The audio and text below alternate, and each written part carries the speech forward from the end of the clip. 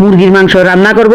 আসসালামু আলাইকুম, কেমন আছেন সবাই? এভাবে মুরগি রান্না করলে খেতে দারুণ লাগবে। পূজার সময় কিছুই খেতে ইচ্ছে করে না, তখন এভাবে রান্না করে নিলে সবাই পছন্দ করবে। একবার হলো এভাবে বানিয়ে দেখবেন, আশা করি আপনাদেরও ভালো লাগবে। লাল মুরগি নিয়েছি, ধুয়ে কেটে পরিষ্কার করে নিয়েছি।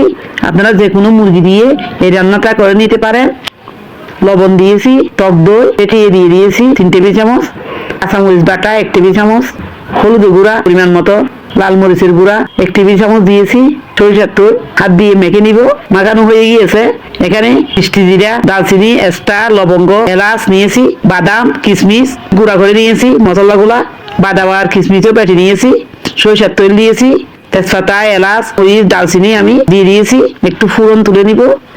পেঁয়াজ কুচি দিয়ে দিচ্ছি একটা। পেঁয়াজ যখন এরকম লাল লাল হয়ে যাবে, বেরেস্তার মতো হয়ে যাবে, পেঁয়াজ বাটা দিয়ে দিচ্ছি। পেঁয়াজের কাঁচা গন্ধ যাওয়ার মতো ভেজে নিয়েছি। রসুন বাটা 1 চা চামচ, আদা বাটা 1 চা চামচ, কাঁচা গন্ধ চলে যাওয়ার মতো ভেজে নিব।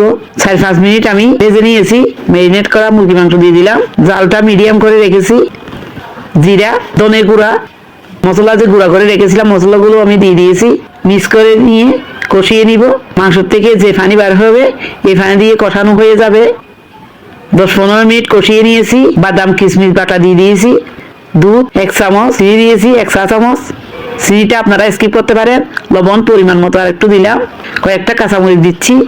ডাকনা দিয়ে আরো 10 মিনিট রান্না করে নিয়েছি। রান্নাটা আমার হয়ে গিয়েছে, তোটা লোভনীয় হয়েছে, খেতেও দারুণ হয়েছে। সবাই ভালো থাকবে। আল্লাহ হাফেজ।